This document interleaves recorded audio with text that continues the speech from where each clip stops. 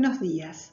En esta primer clase introductoria y antes de empezar a trabajar con el análisis de secuencias, vamos a hacer un repaso de una serie de conceptos relacionados con la estructura y la composición de los genomas bacterianos.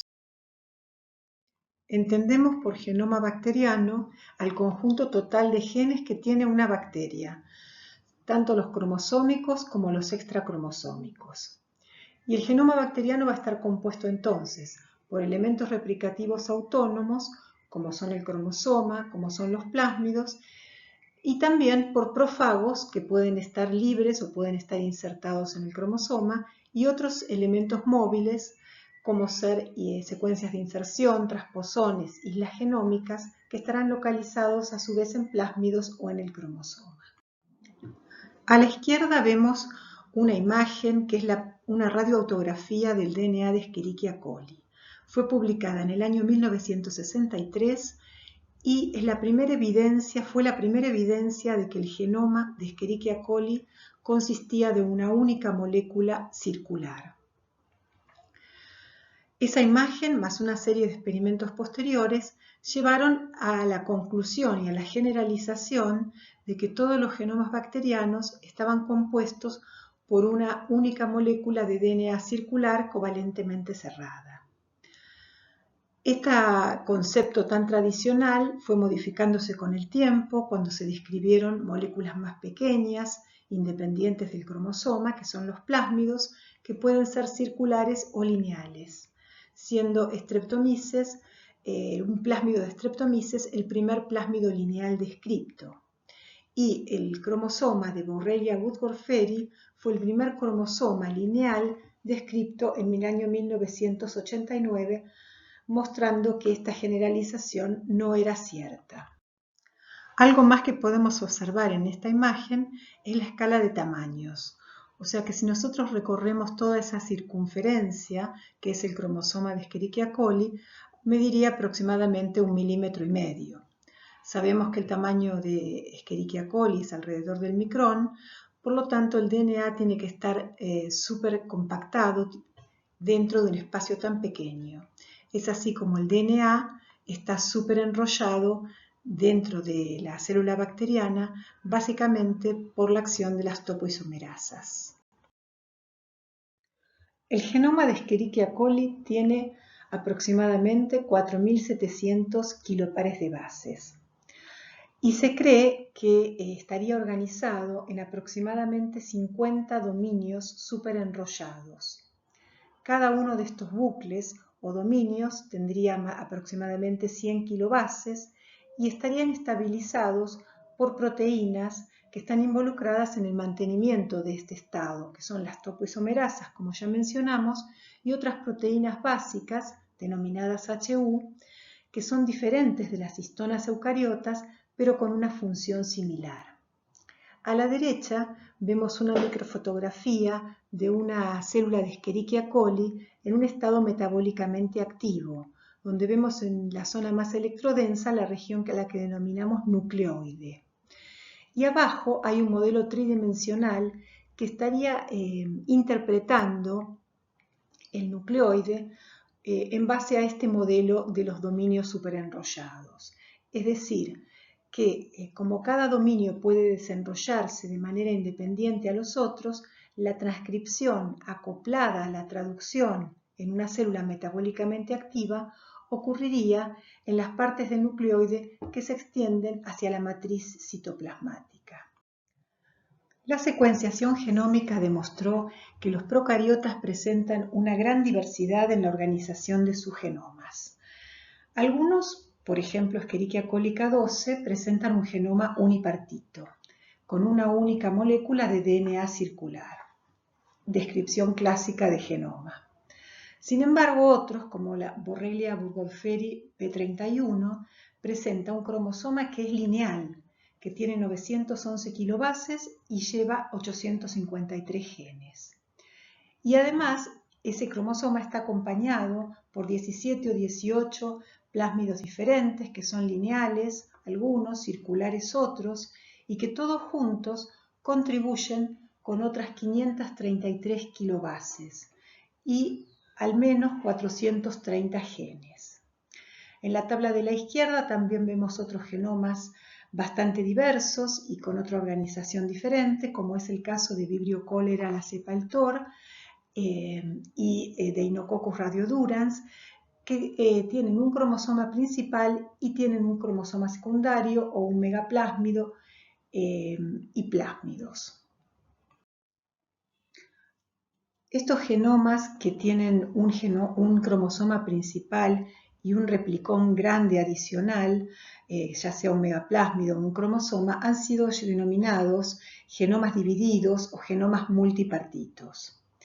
Y se han descrito en varias bacterias y en arquibacterias.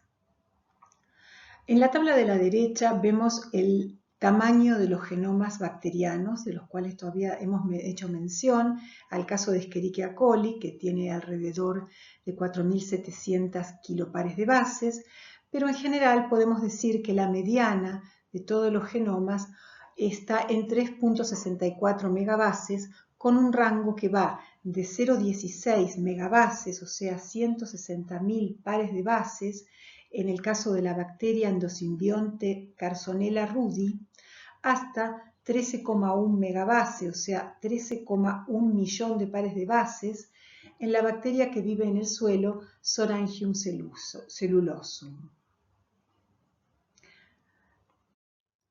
En esta diapo les voy a presentar esta imagen que está tomada de una revisión que salió el año pasado de genomas multipartitos o genomas divididos, que la verdad que es muy interesante y clarificadora. No solamente toca el tema de la terminología, sino de la evolución y la función de los distintos componentes de este tipo de genomas.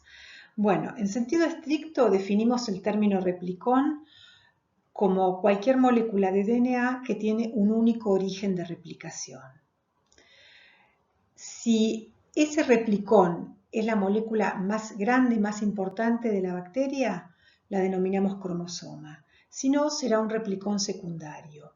Ahora, dentro de los replicones secundarios se incluyen desde lo que se llama segundo cromosoma hasta un plásmido.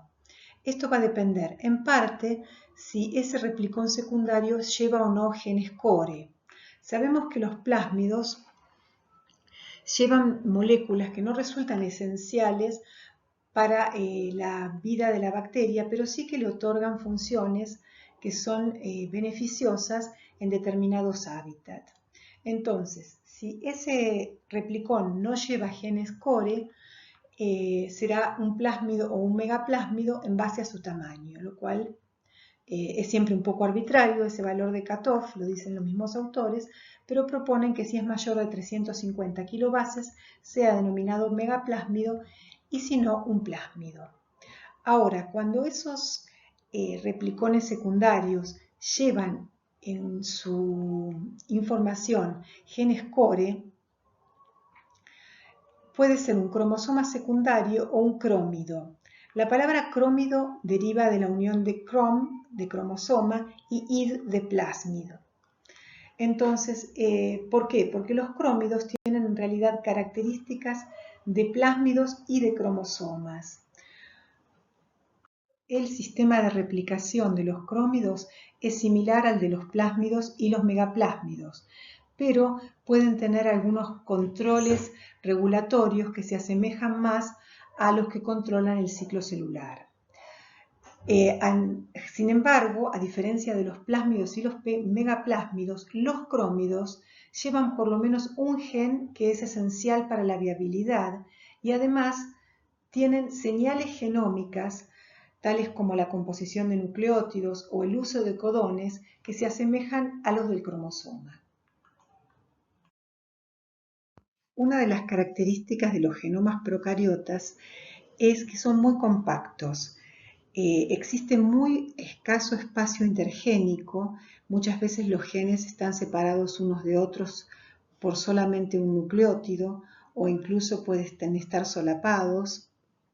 Y por otro lado, los genes no presentan intrones. En general se cree que este tipo de estructuras está ausente en los procariotas, con pocas excepciones de algunas arquibacterias.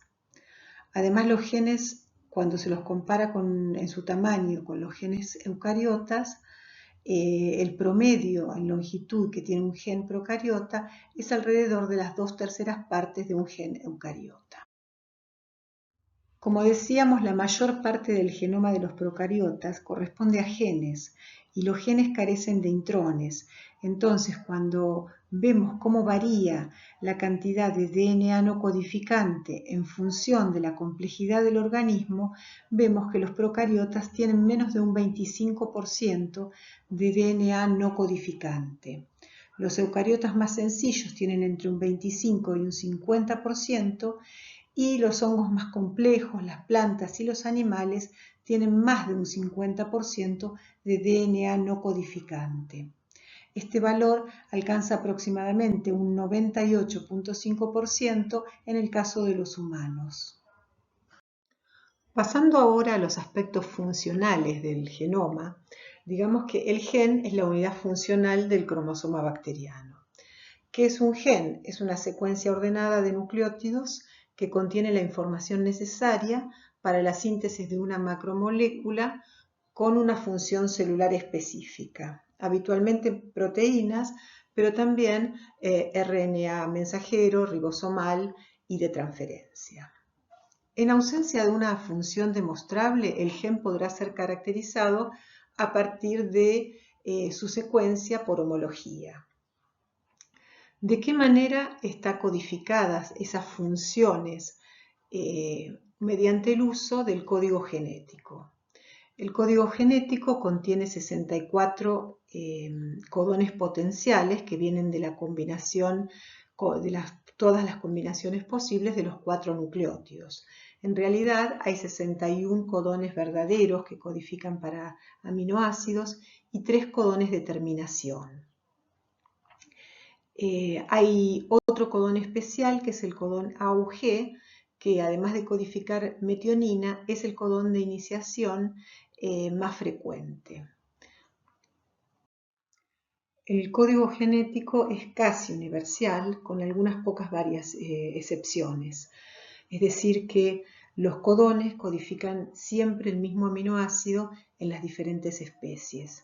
Esas excepciones ocurren principalmente en los RNA mitocondriales, donde la mitocondria tiene sus propios RNA de transferencias, y también en los micoplasmas. Otra característica interesante del código genético es que un aminoácido puede estar codificado por más de un codón. Por eso se lo describe como degenerado al código genético. Sin embargo, hay algunos aminoácidos que solamente están codificados por un único codón. Es decir, que ese estado degenerado no es uniforme. Por ejemplo, metionina es codificada por un único codón, mientras isoleucina tiene 3 codones que lo pueden codificar y la arginina tiene 6. ¿Cómo se aplica entonces el código genético para traducir una secuencia de DNA? Bueno, primero tenemos que tener en cuenta el concepto de marco de lectura. El marco de lectura se refiere a cada uno de los modos en que puede ser leída una secuencia de nucleótidos. Esa secuencia tendrá 3 marcos de lectura potenciales según la lectura se inicie en el nucleótido 1, en el 2 o en el 3. Pero a su vez su secuencia complementaria también los tiene, esos 3 marcos posibles. Por lo tanto, existirán 6 marcos posibles de lectura. Ahora, frente a una secuencia de DNA, ¿cómo se hace para identificar los genes? Bueno, se buscan los posibles ORF o marcos de lectura abiertos funcionales. Para eso, el primer paso, los programas analizan ambas cadenas en todos los marcos de lectura, buscando los codones de inicio y de terminación que van a aparecer al azar con una cierta frecuencia, y los marca. En general, otro criterio es el tamaño. La mayoría de las proteínas celulares contienen 100 o más aminoácidos, de modo que la mayoría de los ORF funcionales van a ser más largas de 300 nucleótidos. Sin embargo, en algunos casos ignorar los ORF cortos puede hacer perder algunos genes cortos pero realmente auténticos. En las bacterias, la traducción comienza en codones de inicio que se localizan después de una secuencia de unión al ribosoma o RBS, que es la secuencia de Shine-Dalgarno, en el RNA mensajero. Por lo tanto, encontrar posibles secuencias de unión al ribosoma es útil para establecer si un ORF es funcional y ubicar el verdadero codón de inicio. Otra característica a tener en cuenta es que los genes en los genomas procariotas están organizados en operones.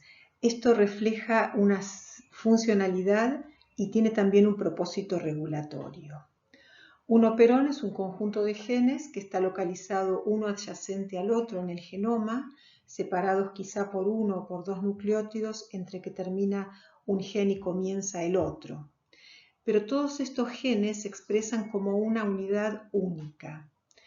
Este tipo de organización en los genomas es típico de los genomas procariotas y el ejemplo clásico es el operón lactosa, que fue el primer operón descrito por Jacob y Monod, que contiene 3 genes que están involucrados en la utilización del disacárido lactosa. Otra característica de los genomas procariotas es lo que llamamos genes dentro de genes. Si bien la característica más común es que el resultado de la traducción de un gen sea la producción de una única proteína, tal como vemos en la parte A de esta figura, hay situaciones que, basadas en la redundancia del código genético y en la plasticidad de la estructura del RNA mensajero, que permiten que la información genética que está presente en una secuencia de DNA codifique diferentes proteínas. Como vemos en la parte B de la figura, una situación en la que podemos encontrar esto es la basada en el corrimiento programado del marco de lectura del ribosoma, es decir, lo que ya conocemos como ribosomal frame shifting. En este caso, se generarán dos productos génicos que son idénticos en su N-terminal, pero que difieren en su C-terminal. Es decir, el corrimiento del marco de lectura cuando el ribosoma está leyendo produce un nuevo codón de terminación fuera del marco inicial que puede estar antes o después del codón de terminación original.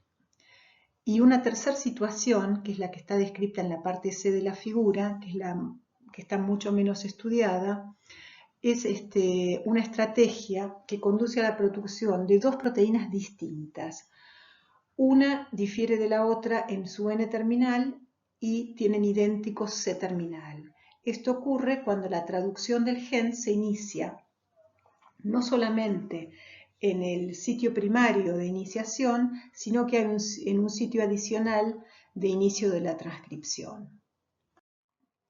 En el año 2002, Weich y colaboradores publican en PNAS la secuencia genómica de una cepa uropatogénica de Escherichia coli y la comparan con una cepa enterohemorrágica y con una cepa comensal de Escherichia coli, la cepa K12. En ese trabajo se muestra que solamente el 39.2% de las proteínas codificadas en cada uno de estos genomas es compartida por las 3 cepas. Y además, cada una de las cepas tiene genes adicionales. Otra característica importante a resaltar es que la longitud de los genomas es diferente. La cepa K12 tiene una longitud de genómica de 464 megapares de bases y la cepa de Escherichia coli tiene 5,5 megapares de bases. El análisis de esta figura entonces nos lleva a introducir los conceptos de genoma core y pangenoma. El pangenoma, que está marcado en azul para esta figura del análisis de 3 cepas, corresponde en realidad al total de elementos genéticos que componen el genoma de una especie. El genoma core o genoma esencial es el que está compartido por todas las cepas de la especie, que sería el que está marcado en verde para este ejemplo, y el pangenoma entonces va a incluir al genoma core más todos los elementos adicionales que estén presentes en una cepa o en un grupo de cepas, pero no en todas las cepas de la especie. Y este es el genoma flexible o accesorio. El genoma core es estable y entre los genes que forman parte de este genoma core o esencial están todos los genes housekeeping que codifican para el metabolismo central, para transportadores, para genes que participan de la división celular, genes que participan de la replicación del DNA, así como también reguladores, proteínas de superficie y algunos factores de virulencia. El genoma accesorio es un genoma variable, puede también codificar genes relacionados con el metabolismo, que en algunas situaciones le permite hacer funcionales rutas metabólicas dependiendo del hábitat. Puede codificar factores de virulencia, proteínas de superficie y resistencia a drogas. Anteriormente vimos que cuando se analizaban 3 genomas de Escherichia coli, el 40% aproximadamente del genoma correspondía al genoma core. Pero miremos qué pasa cuando el número de genomas analizados aumenta. En este trabajo los autores analizan las secuencias genómicas de 20 cepas de Escherichia coli, incluyendo cepas comensales y cepas patogénicas, tanto intestinales como extraintestinales. Y con los resultados obtenidos, ellos dicen que el genoma promedio de Escherichia coli contiene 4.721 genes, de los cuales 1.976 pertenecen al genoma core. Y el pangenoma contiene 17.800 genes. O sea que el genoma core representa el 11% del pangenoma. Probablemente si uno aumenta el número de genomas incluidos en el análisis, el tamaño del genoma core no sufra variaciones significativas, pero sin embargo el pangenoma está bastante lejos de estar cubierto totalmente a partir del análisis de 20 cepas. Lo dicho en relación al aumento del tamaño del pangenoma nos lleva a referirnos a los mecanismos que contribuyen a la evolución de los genomas bacterianos.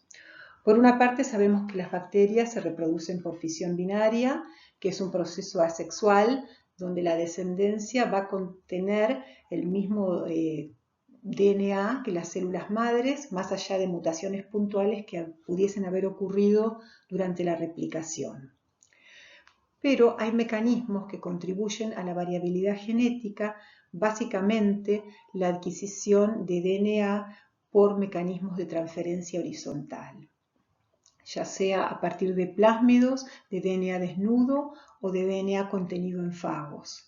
Todos estos procesos de transferencia horizontal de genes, junto con procesos de reducción génica, porque no todo DNA que es adquirido permanece en la célula que lo adquirió, sino que van a ocurrir una serie de rearreglos, de mutaciones puntuales, y esos dos procesos, la adquisición y la pérdida de genes, van a dar lugar a la optimización del genoma, que frecuentemente ocurre en respuesta a ciertas condiciones de crecimiento y de adaptación a determinados hábitats, incluyendo la colonización y la infección en humanos.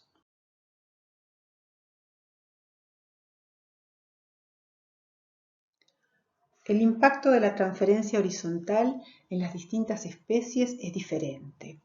En este trabajo se analizaron 19 genomas procariotas distintos. Las barras horizontales, la totalidad de la barra horizontal representa la cantidad de DNA codificante en ese genoma.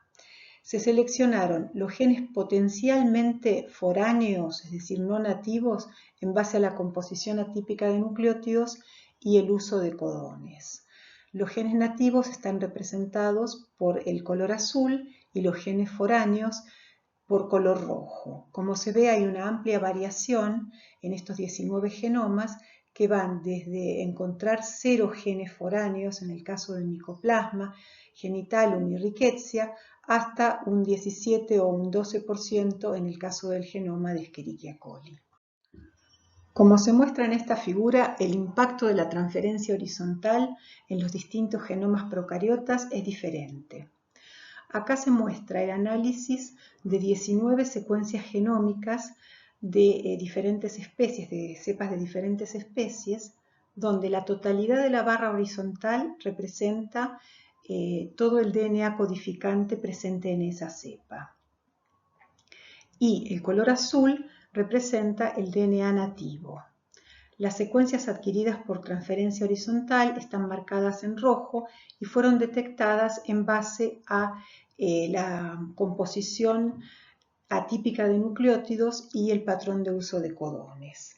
Entonces, como se ve, el rango de DNA foráneo que puede encontrarse en los genomas va desde 0, en el caso, por ejemplo, de Mycoplasma genitalum, a más del 10% en otros genomas.